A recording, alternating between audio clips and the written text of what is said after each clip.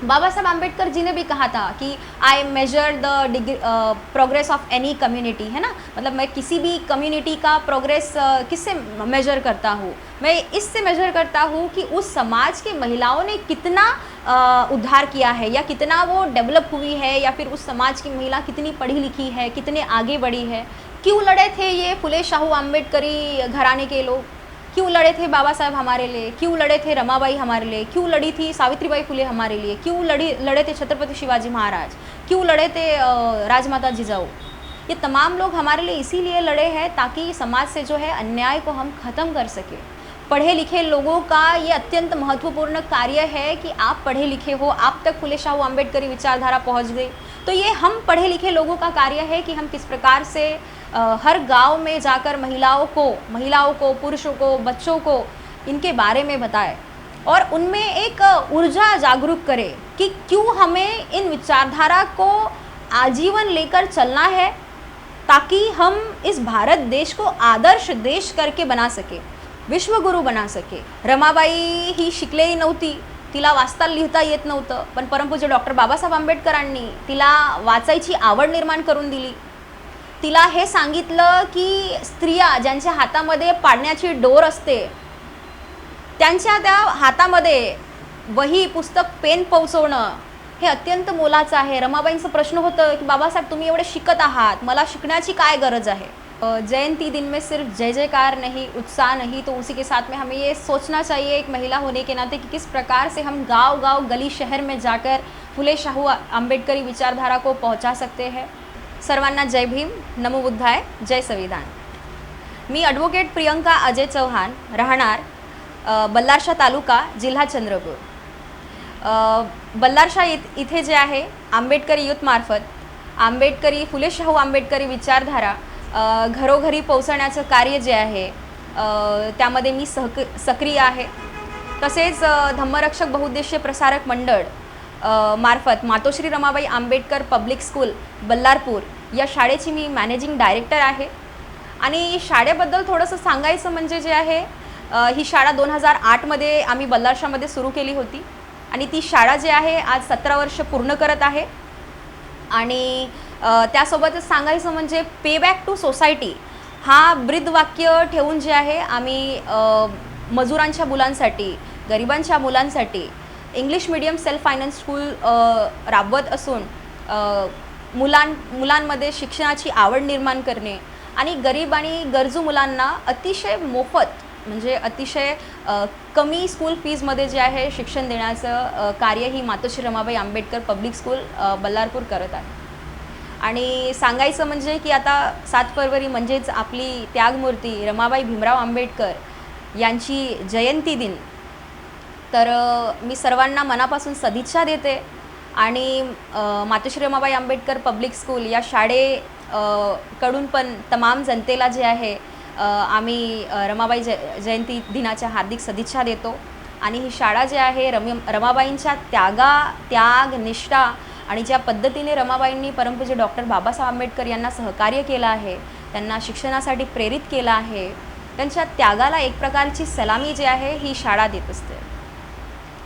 तर आपण बघतो महिलांबद्दल बोलायचं म्हणजे वुमन एम्पॉवरमेंट।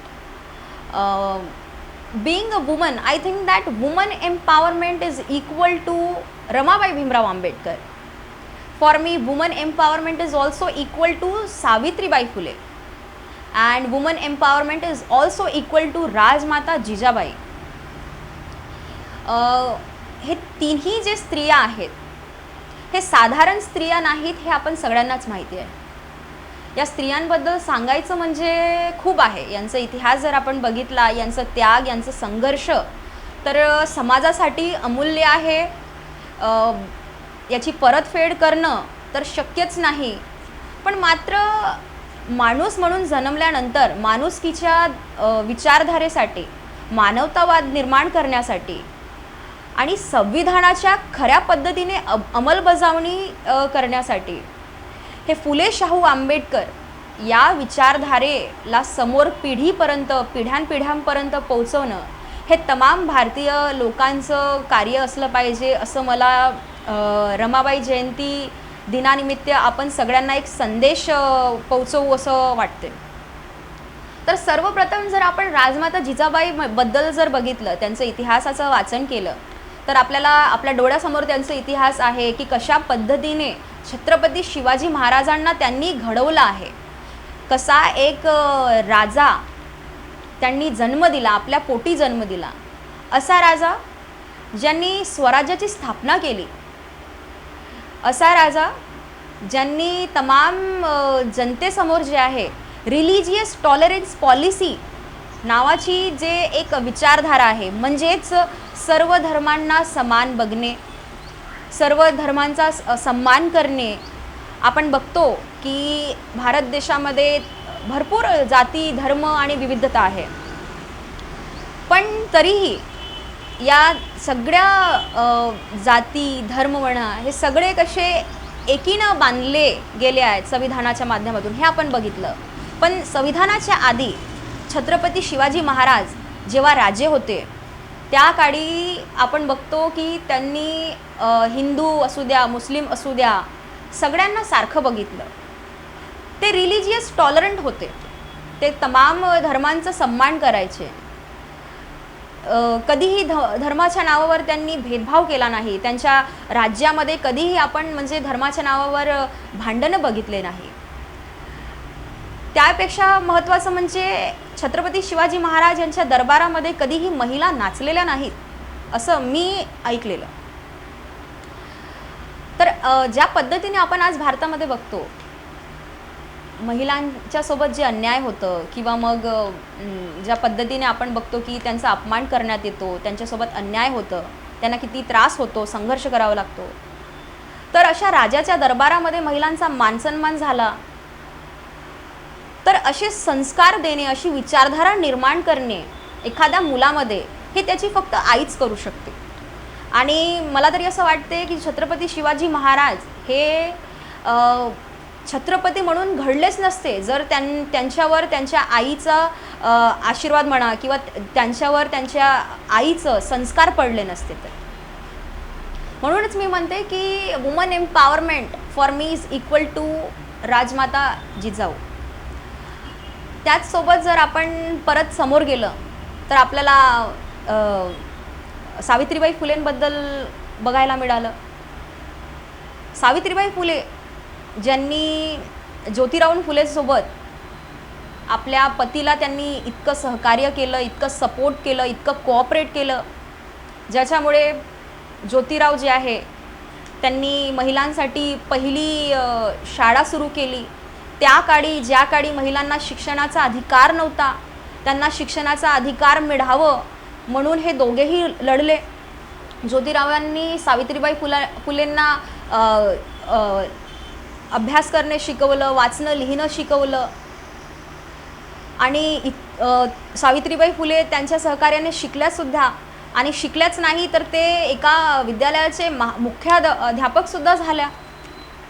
तर आपण बघतो की कशा पद्धतीने सावित्रीबाई फुलेंनी जे आहे महिला शिकल्या पाहिजे म्हणून ते घरोघरी जायच्या, मागासवर्गीय महिला शिकल्या पाहिजे म्हणून ते घरोघरी जाऊन शेण आणि दगडाचा अपमान सहन केला त्यांनी, आपण सगळ्यांनाच माहिती आहे.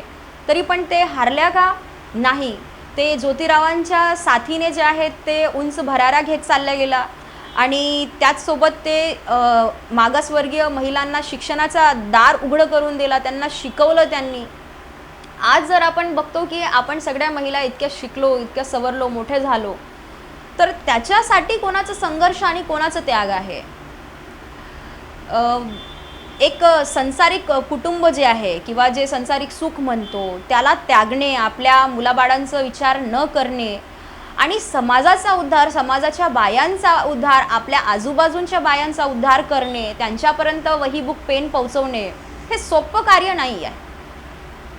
साधा आपण बघतो की आपल्या समोर एखाद्या व्यक्तीसोबत जर का अन्याय झाला तर आपण तिथे जाऊन आवाज उचलतो का, इतकं धाडस करतो का? मग त्या काळी जेव्हा भारतामध्ये, महाराष्ट्रामध्ये इतका अन्याय व्हायचा मागासवर्गीय लोकांसोबत, त्यांना माणूस म्हणून कोणी स्वीकारत नव्हतं, अशा जातीवाद होता, अशा परिस्थितीमध्ये सावित्रीबाई फुले खंबीरपणे एक दिव्याच्या वातसारखी पेटून उठली आणि तमाम भारतातील महिलांना त्यांनी शिक्षणाचे दार उघडे करून दिले.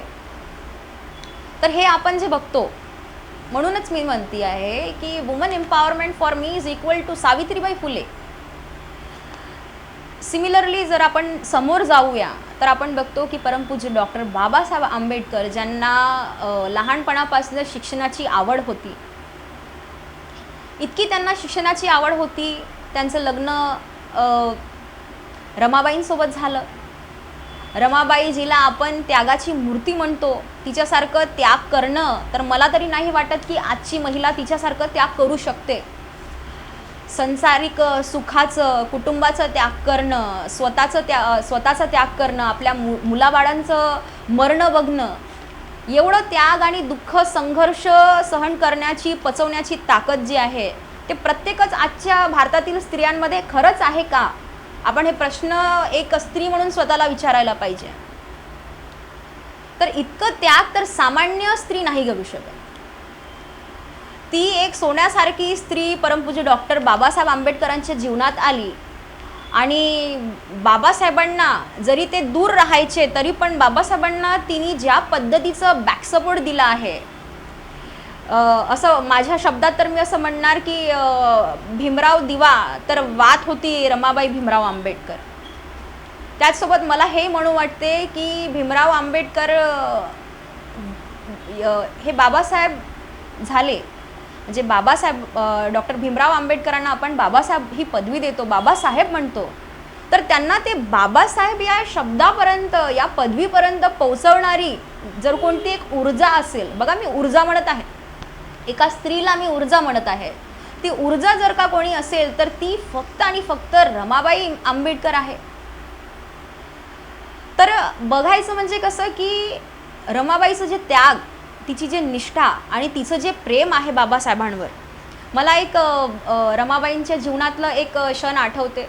आणि ते क्षण असं की एका वसतिगृहामध्ये मुलांच्या तिथे रमाबाई जेव्हा गेल्यात तर मुलांसाठी जेवणाची व्यवस्था नव्हती, कारण आर्थिक स्थिती त्या वसतिगृहाची कमी होती. जे ग्रँट मिळत असतो सरकारपासनं ते आला नव्हता आणि पोरं उपाशी होते. तर आपली रमाबाई बघा, हातातल्या सोन्याच्या बांगड्या तिने तिथल्या लोकांना म्हटलं की तुम्ही याला घेऊन जा आणि त्याच्या बदली पैसे घेऊन या आणि पोरांच्या जेवणाची व्यवस्था करा. तर जे त्याग रमाबाईचा आहे, म्हणजे बघतो आजच्या महिला खरंच आपल्या सोन्याच्या बांगड्या इतरांच्या भल्यासाठी देतील का? एवढं म्हणजे जे त्याग करणं किंवा संघर्ष करणे आहे, हे साधारण स्त्रीला जमणार का? नाही. पण रमाबाईंनी केलं. रमाबाई ही शिकलेली नव्हती, तिला वाचता लिहिता येत नव्हतं, पण परमपूज्य डॉक्टर बाबासाहेब आंबेडकरांनी तिला वाचायची आवड निर्माण करून दिली. तिला हे सांगितलं की स्त्रिया ज्यांच्या हातामध्ये पाडण्याची डोर असते, त्यांच्या त्या हातामध्ये वही, पुस्तक, पेन पोहोचवणं हे अत्यंत मोलाचं आहे. रमाबाईंचं प्रश्न होतं की बाबासाहेब तुम्ही एवढे शिकत आहात, मला शिकण्याची काय गरज आहे? तर बाबासाहेब तिला सांगतात की जर तू शिकली, घरातली बाई शिकली, तर त्या पाडण्याला झोका देताना योग्य दिशा कोणती असेल त्या झोक्याची, हे एक शिकलेली बाईच सांगू शकते. अशा प्रकारे बाबासाहेब रमाबाईंना पटवून सांगायचे की रमा तू शिक, तू शिकशील माझ्यासोबत तर तू समाजाचा उद्धार करशील, तुला समाजाच्या उद्धाराची जाणीव होईल आणि त्याचप्रमाणे तू माझा साथ देशील या समाजक्रांतीच्या रथाला समोर नेण्याकरिता. तर रमाबाईंचं जे प्रेम होतं बाबासाहेबांप्रती ते आपल्या डोळ्यासमोर आहे. एक मला तरी वाटते की जगातली सर्वात सुंदर पत्नी जे म्हणतो ती रमाबाई आहे. तिच्यासारखं पत्नी होणं आणि एक पत्नी म्हणून आपल्या पतीवर प्रेम करणं ते आज बघायला मिळत नाही. रमाबाई जयंती दिनानिमित्त मला असं म्हणू वाटते की आपण लैला मजनू किंवा मग अजून कोणत्या जोडप्याबद्दल सांगतो प्रेमाचा विषय आला तर, पण मला असं म्हणू वाटते की बाबासाहेब आणि रमाबाईंचं प्रेम बघा, इकडे रमाबाई दूर राहायची, बाबासाहेब तिकडे शिकायचे आणि पत्राच्या माध्यमातून यांचं जे प्रेम आहे ते आपण बघितलं आहे. आणि दूर राहून सुद्धा रमाबाई कशा प्रकारे बाबासाहेबांना बॅक सपोर्ट म्हणून राहायची, एक आधारस्तंभ म्हणून राहायची, जिच्या आधारामुळे बाबासाहेब जे आहे समाजापर्यंत संविधान पोहोचवू शकले, समाजापर्यंत बुद्धांचा धम्म पोहोचवू शकले, समाज क्रांतीचं चक्र गतिमान करू शकले आणि त्यांच्या एवढ्या तमाम करोडो लेकरांना, लोकांना तमाम त्यांचे अधिकार मिळवून देऊ शकले. तर रमाबाई नसती तर खरंच भीमराव आंबेडकर बाबासाहेब झाले नसते असं मला तरी वाटते. या दोघांचं प्रेम बघणं, तिचं त्याग बघणं, ती माय माऊली आपल्यासाठी खरंच मायेचा पदर झाली. तर आता जर आपण बघतो की कशा पद्धतीने सावित्रीबाई फुले असू द्या, राजमाता जिजाबाई असू द्या किंवा मग त्यागमूर्ती रमाबाई असू द्या, हे तिघंही जे आहे खरंच आजच्या मॉडर्न इंडियाच्या वुमन एम्पॉवरमेंटचे सिम्बॉल आहेत. या तिघांना आपण सोडून वुमन एम्पॉवरमेंटचा विचारसुद्धा करू शकत नाही. पण ठीक आहे, आता यांचं इतिहासाचं आपण वाचन करतो, बघतो की कशा पद्धतीने यांचं त्याग आहे, त्यांचा संघर्ष आहे, त्यांचं समाजाप्रती आपल्याप्रती कसं प्रेम होतं, का त्यांना असं वाटलं की कुटुंबापेक्षा आपल्या स्वतःच्या स्वार्थापेक्षा किंवा आपल्या संसारापेक्षा, मीपणापेक्षा सगळ्यांचा विचार करणे हे किती महत्त्वाचं आहे हे त्यांनी आपल्याला एक आदर्श विचारधारा म्हणून ते आपल्या समोर आले आणि एक आपल्यासाठी एक उदाहरण झाले.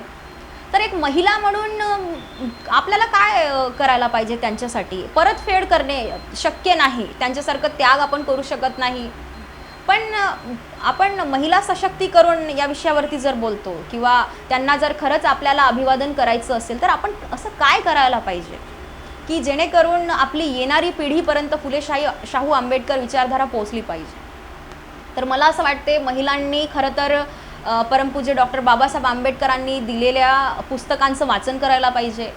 आपण सावित्रीबाई फुले, राजमाता जिजाबाई तसेच रमाबाई आंबेडकर यांच्याबद्दल आपण वाचायला पाहिजे, यांचे पुस्तकांचं प्रामाणिकपणे वाचन करायला पाहिजे आणि प्रामाणिक फुले शाहू आंबेडकर म्हणून आपण पुस्तकांच्या माध्यमातून घडायला पाहिजे. माझं आजच्या रमाबाई जयंती दिनी एकच तमाम भारतातील लोकांना संदेश राहणार की आपण पुस्तकांच्या माध्यमातून शाहू आंबेडकरी कार्यकर्ते म्हणून घडलं पाहिजे. पुरुषांनीच नाही तर आंबेडकरी चळवळीच्या रथाला गतिमान करण्याकरिता महिलांनी समोर येणं अतिशय महत्त्वाचं आहे.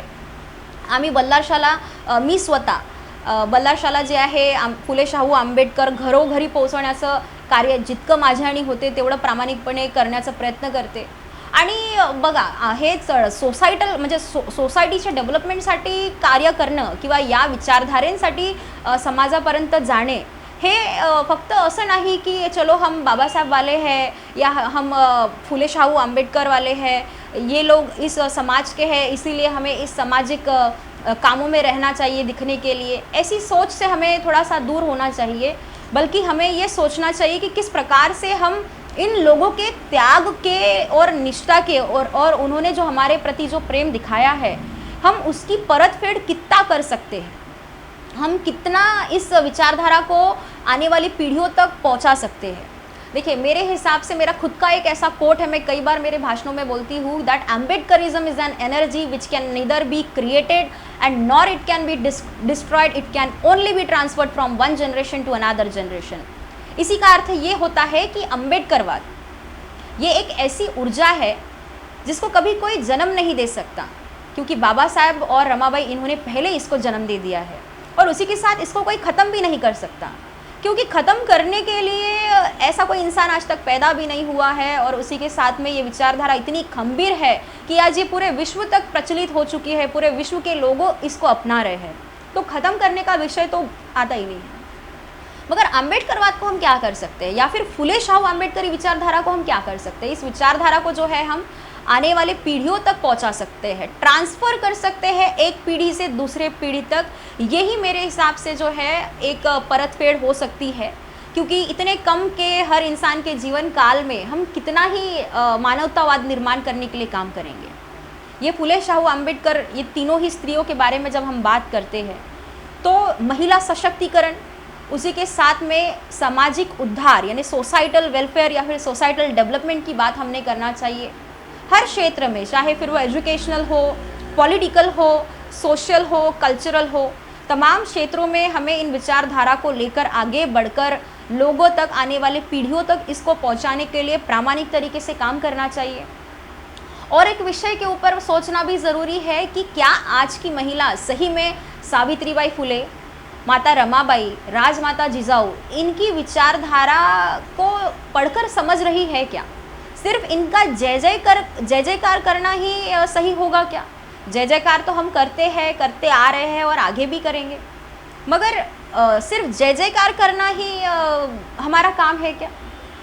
क्या हमें ग्राउंड फ्लोर पर इस विचारधारा को हमेशा आजीवन जिंदा रखने के लिए, इसको लोगों तक पहुंचाने के लिए हमें क्या काम करना चाहिए? भारतीय संविधान के माध्यम से हम देखते हैं कि किस प्रकार से महिलाओं तक उनको फ्रीडम मिला है, उनको लिबर्टीज़ मिली है ना, हर क्षेत्र में।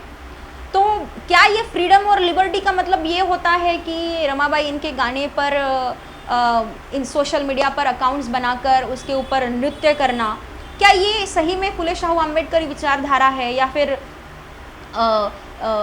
सावित्रीबाई फुले इनके गानों के ऊपर रील्स बनाकर डांस करना और लोगों तक सिर्फ नृत्य के माध्यम से पहुंचा, क्या सिर्फ यही एक मतलब विचारधारा को परतफेड़ करने का तरीका है? क्या ये सही तरीका है महिलाओं के तरफ से जो हम देखते आते हैं? तो मेरे हिसाब से सही तरीका तो वो है जब हम सही में इनकी किताबें पढ़ते हैं और हमारे जिस प्रकार से इन्होंने अपने बच्चों को त्यागा है, अपने संसारिक खुशियों को त्यागा है, उसी प्रकार से कि क्या आज की महिला इतना त्याग करेगी? क्या आज की महिला ऐसी विचारधारा को पढ़ेगी और अपने बच्चों में, मतलब हमारे घरों में फुले शाहू अम्बेडकर को पैदा करने की बात करेगी? क्या हम ये कर सकते हैं? मुझे ऐसा लगता है कि भारत के हर स्त्री ने इस विचारधारा को पढ़कर अपने बच्चों के अंदर फुले शाहू अम्बेडकर पैदा करना ही इन तमाम स्त्रियों को सबसे बड़ा अभिवादन होगा।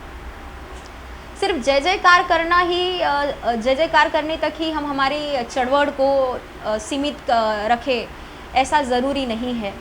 विचारों को पढ़कर कार्य करते तैयार करना, क्योंकि एक इंसान से दूसरे इंसान तक ही विचारधारा पहुंचती है और मुझे ऐसा लगता है कि पुरुषों से ज़्यादा जो है समाज का उद्धार महिलाएं करती है, ये हम देखते आ रहे हैं। जिस प्रकार से ज्योतिराव फुले को सावित्रीबाई फुले ने सपोर्ट दिया, जिस प्रकार से परम पूज्य डॉक्टर बाबा साहब आम्बेडकर जी को रमाबाई जी ने सपोर्ट किया, जिस प्रकार से छत्रपति शिवाजी महाराज को माता के रूप में राजमाता जिजाऊ ने सपोर्ट किया, और उसी के साथ में हमको ये भी पता है कि तथागत गौतम बुद्ध, इन्होंने भी जब अपना राजपाट त्यागा तब वो यशोधरा थी जिसने अपने संसारिक जीवन को मतलब तथागत गौतम बुद्ध जी को जो है सम्मति दी और उन्होंने भी अपना संसारिक जीवन जो त्यागा है, जो हम देखते आ रहे हैं, तभी जाके सिद्धार्थ गौतम तथागत बने पूरे विश्व के। तो ये महिलाओं को जब हम देखते हैं तो उनसे हमें सीखना चाहिए कि किस प्रकार से हमें त्याग करते आना चाहिए, जिस प्रकार से सावित्रीबाई फुले को देखकर संघर्ष करते आना चाहिए, जिस प्रकार से राजमाता जिजाऊ को देखकर हमें ये समझना चाहिए कि किस प्रकार से हमारे बच्चे जन्म लेने चाहिए। हर घर में महिलाओं ने फुले शाहू अम्बेडकर को जन्म देना अत्यंत महत्वपूर्ण है, तभी जाकर हम भारत को विश्व शक्ति बना सकते हैं। इस माता रमाबाई अम्बेडकर जयंती दिन पर मुझे लगता है कि सबसे अच्छा अगर अभिवादन कोई हो सकता है तो वो यही अभिवादन है। बाबा साहब आम्बेडकर जी ने भी कहा था कि I measure the progress of any community, है ना, मतलब मैं किसी भी कम्युनिटी का प्रोग्रेस किससे मेजर करता हूँ? मैं इससे मेजर करता हूँ कि उस समाज की महिलाओं ने कितना उद्धार किया है या कितना वो डेवलप हुई है, या फिर उस समाज की महिला कितनी पढ़ी लिखी है, कितने आगे बढ़ी है। तो ये हम महिलाओं का ही काम है कि हम रमाबाई जी से, सावित्रीबाई फुले जी से, राजमाता जिजाऊ जी से जो है प्रेरणा लें, उनको पढ़े, उनसे सीखें कि किस प्रकार से संघर्ष और त्याग करना है। हमारे बच्चों को ऐसी विचारधारा सिखाना है और उनको एक अच्छे कार्य करते। देखिए, सिर्फ डिग्रियां लेना, घर बनाना, गाड़ी बंगला लेना, सिर्फ यही ज़िंदगी का मकसद नहीं होना चाहिए। There must be certain purpose of life. ज़िंदगी का एक पर्पज़ होना चाहिए। फुले शाहू अम्बेडकर विचारधारा के जो जन्म देने वाले लोग हैं, हम देखते हैं इनके ज़िंदगी के एक मकसद थे, they were possessing certain kind of purpose of life, और उनका पर्पज़ ये था कि हमें अच्छे समाज की समानता, बंधुता, भाईचारा, ऐसे विचारधारा आधारित जो है हमें समाज की स्थापना करना है, लोगों को उनके मूलभूत अधिकार, उनको इंसान होने का दर्जा लाकर देना है। तो ये ऐसी विचारधारा को जन्म देना और इनको लोगों तक पहुंचाने के लिए बहुत ही त्याग, संघर्ष लगता है, जो हमारे फुले शाहू अम्बेडकरी विचारधारा से ही हम देख सकते हैं। बाकी दुनिया की कोई और विचारधारा हमको ऐसी नहीं मिलेगी, या कोई ऐसा धर्म नहीं मिलेगा जिसमें इतना त्याग हुआ है जितना फुले शाहू अम्बेडकर परिवारों से त्याग हुआ है, इन स्त्रियों से त्याग हुआ है। तो हमें किस प्रकार का अभिवादन इन स्त्रियों को करना चाहिए इनके जयंती निमित्त? सिर्फ जयंती निमित्त उत्साह मनाना या फिर नाच गाना करने से ही अम्बेडकरी चळवळ आगे जाएगी क्या? नहीं। या फिर फुले शाहू अम्बेडकरी चळवळ जो है वो आगे जाएगी क्या? नहीं। उत्साह मनाना है, मगर उत्साह के साथ में साल के 365 दिन जो है हमें इस विचारधारा को पेरने का काम करना चाहिए, लोगों तक पहुंचाने का काम करना चाहिए, जिसके वजह से सही रूप में हम इनको जयंती दिन जो है अभिवादन कर सके और इनके त्याग और निष्ठा को जो है एक प्रकार का ट्रिब्यूट दे सके। तो यही मैं अपने जो मेरे सहकारी लोग हैं या जो मेरा पर्पज़ ऑफ लाइफ है, जो भी मैंने मेरा कार्य किया है या मेरा अनुभव रहा है या मेरी पढ़ाई रही है, इस माध्यम से मैं यही सभी को संदेश पहुंचाऊंगी कि महिलाओं ने महिला सशक्तिकरण को इन रमाबाई, सावित्रीबाई और राजमाता जिजाऊ को सोचकर ही आगे बढ़ना चाहिए और भारत देश को एक आदर्श समाज के रूप में बदलने के लिए इस समाज क्रांति के चक्र को हर महिला ने अपना हाथ लगाना चाहिए, अपना योगदान देना चाहिए। तभी जाकर हम बोल सकते हैं कि हमने कुछ तो कोशिश की इन लोगों के त्याग को परत फेड़ करने की, या फिर इन लोगों के त्याग को, संघर्ष को एक प्रकार से हमने ट्रिब्यूट दिया है। तो जैसे कि मैंने कहा कि जयंती दिन में सिर्फ जय जयकार नहीं, उत्साह नहीं, तो उसी के साथ में हमें ये सोचना चाहिए एक महिला होने के नाते कि किस प्रकार से हम गांव-गांव, गली शहर में जाकर फुले शाहू अम्बेडकरी विचारधारा को पहुंचा सकते हैं। हमें गांव-गांव में जाना चाहिए, घरों तक पहुंचना चाहिए और हर गांव गली की महिलाओं को सावित्रीबाई फुले, माता रमाबाई, राजमाता जिजाऊ, इनके त्याग के बारे में बताना चाहिए। उनको इस बात की जानिब करके देना ज़रूरी है ताकि उन्हें समझे तो सही कि किसकी बदौलत आज हमको इंसान होने का दर्जा मिला है। उनका संघर्ष इतना आसान नहीं रहा। कुछ तो होगा ना कि उनको लगा होगा कि आने वाले लोग हमारे संघर्ष को देखेंगे, हमारे त्याग को देखेंगे। रमाबाई जी ने जो त्याग किया है, जिस प्रकार से रमाबाई ने बाबा साहब जी को जो है सहकार्य किया, तो हमें इसको जो है गांव-गांव, गली शहर में पहुंचाना चाहिए, खास करके ग्रामीण विभाग में पहुंचाना चाहिए। पढ़े लिखे लोगों का ये अत्यंत महत्वपूर्ण कार्य है कि आप पढ़े लिखे हो, आप तक फुले शाहू अम्बेडकरी विचारधारा पहुंच गई।